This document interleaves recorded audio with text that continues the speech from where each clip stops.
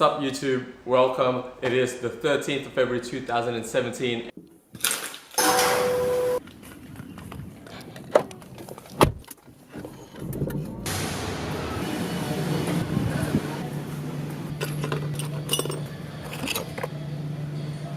Just an update of what is actually been happening, just an update on I guess the ongoing project that is this car. From the very first time I bought the car, I wanted to do a major service. That's a $100,000 kilometer service, and that includes quite a lot of stuff.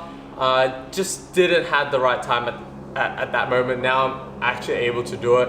Now it's not going to be a DIY video of 100,000 major service, but because I did get someone else to get it. Shout out to Rat, who's done a great job with the car. I now know I'm not going to go to anyone else, to be honest. I had bad experiences with other people with this car. I didn't want to do it myself because it's not something that I've done before, and it's something quite serious, so I don't want to risk it or anything like that. I do want to keep this car for a long time. So what has been done with the car with a 100,000 kilometer service, if I can remember correctly, you got the timing belt, you got the idler pulley, as well as the spring. You've got your aircon belts changed, which is the same thing as the supercharger belt in this car. The alternator belt's also been changed. All the seals, so the crank and the camshaft seals. Also the CAS seal has also been changed for my list specifically. I got him to replace a gauge for me, the boost gauge. See, the boost gauge for me wasn't really working that well. It was broken. This is a Race Tech's boost gauge. I remember one time I was driving and all of a sudden it just wasn't recording vacuum, and I thought my car was, but it's not. It was actually the gauge. The gauge was broken and the cables and the vacuum, whatever. It was just screwed up. Now, I got Rat to change it. Turns out this gauge was connected from the vacuum to the ECU into a little kind of power box. This power box then goes into the gauge to make whatever from the engine works to this. So because this is an electronic gauge with an analog face. Placement that I got, obviously I don't have it with me because it's already in the car, is an odometer. It's a basic boost gauge with a vacuum and a red needle. It looks really nice, really simple, and it looks completely like as if it would come from an OEM car. It fits the interior. I love it with the black trim and the white writing, so it kind of fits the whole theme of the car. It being a mechanical gauge is a lot nicer as well. I can now see the snap of the movement of the pressure with the PSIs. It was kind of like slowly catching up to what it actually is. A few things came as a problem when doing the major service, and I kind of started hating it. It's just hurdles and hurdles. You want to change something, this can't do it. Fix this can't do it.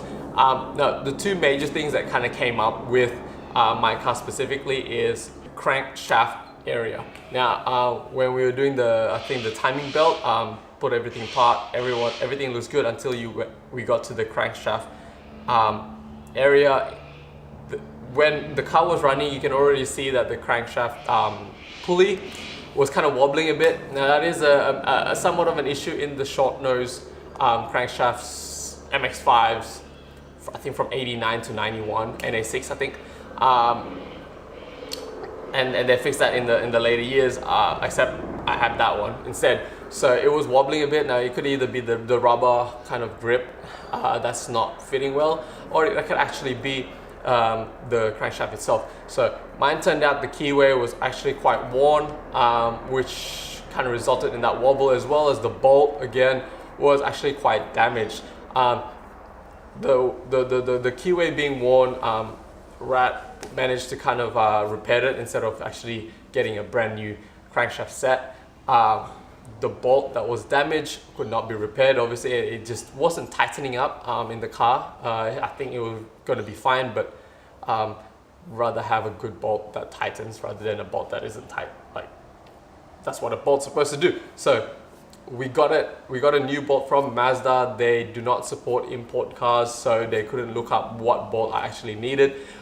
We wanted to get the job done quite quickly, so we just ordered it anyway. What came out was actually the NA8 bolt. It was a bit long, quite long actually, and it didn't fit here, so I needed the actual short nose bolt. So the bolt that came with us is this one.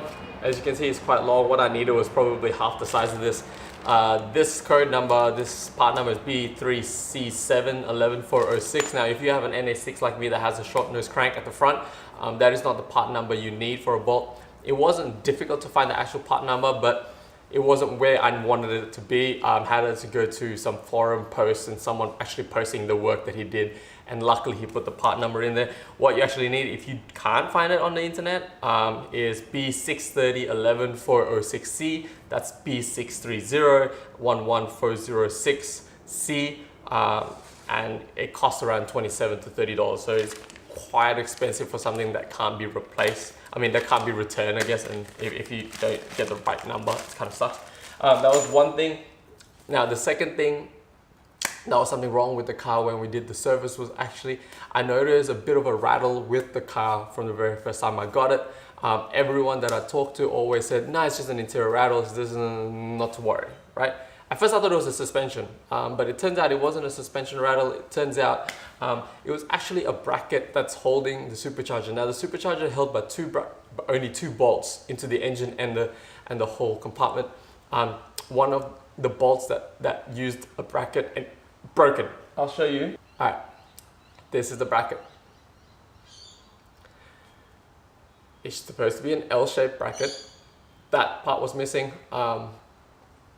That's supposed to be bolted through, so obviously it wasn't, and it was actually just hitting on another metal like that. So the whole supercharger was actually moving, which is not great considering. So what happened is that I can't actually get a replacement of this. The supercharger is discontinued, and also the parts surrounding it is also discontinued, meaning that only a number of suppliers or a number of companies that actually continue to support that supercharger, but this bracket, none of those companies actually make or refabricate. So that's annoying. That is why I had to go to Bunnings, got myself another bracket. What I had to do is actually re-drill these holes to actually fit the bolt, and hopefully they line up. If they don't line up, drill another hole and just keep going, and it'll be a trial and error until I can get it through. Another thing that I've done with the car is actually replace these really ugly reflectors. I got the bumpers, the front bumper, after I got the car, so the back reflector is actually different to the front, and I wanted to kind of match it. And also, as nice as these, I think, orange ones are, they look quite periodic to the time of the car. It just didn't match the rest of my car because it's blue, has kind of like chrome, I guess, highlights to it. I wanted to make it a bit more of a matching of the color theme, so I got myself these white ones from UK. Now you can put lights in these, just decided not to. I'm just gonna stick it right like that, like how these were, and it's looking quite nice, I think, anyway. There are a few things that was changed with the car that I did actually do an update on, so I just like to go through them now. So what happened was that, see, the door was a bit kind of loose and rattly when I got the car, so I changed it to the garage, what do they call, Garage Star Derlin mounts, right? Which is the ones on the side there, the little black bushings that kind of keep your door together. Change those. It's a lot nicer now, and thanks to Steve, actually, he came by a couple of times just to readjust the bushing so that both sides actually feels good, and it's starting to feel good now, so that's good. Also changed the, now I don't know which one it was that I actually mentioned or did a DIY on what I actually changed, either the dash pot, which is the throttle dampening valve TDV, or the actual actuator, bypass actuators, I think, yeah. Now both of those are changed. So the bypass actuator wasn't actually doing what it's supposed to do. Changed that and put myself a DDM Works adapter on it as well, so it wouldn't damage itself again. The dashpot, the TDV is changed as well. Also the bypass check valve, which is through the pipe, the hose from the supercharger back to the engine, has a check valve in the middle that's accountable for 0.5 psi. Anyway, I think that one was broken because it was resonating this weird hum throughout the whole cabin and throughout the whole engine bay. People said that to change that if that happens, so that's changed, and we'll see in the long run if it changes anything. Cosmetically, the car got rid of the sun visor on the driver's side, don't really need it, don't really use it. Looks a lot cleaner. Kept the passenger side. If Irene wants to use it, she has it. She really hates it too anyway, but I might get rid of it soon. But yeah, that's kind of changed in the car. Anyway, I think that's about it from, for me, like an update on what the car has changed since the last time I did a vlog on the MX-5. I'm really hoping that a lot of these issues are fixed, and I'm really hoping that the car runs well now with the major service being done. And I hope to do more adventures and more MX-5 stuff in the near future. So stay tuned, guys. Subscribe if you like to. I'll be making some more exciting videos outside of MX-5 stuff as well. And yeah, I hope to see you guys soon.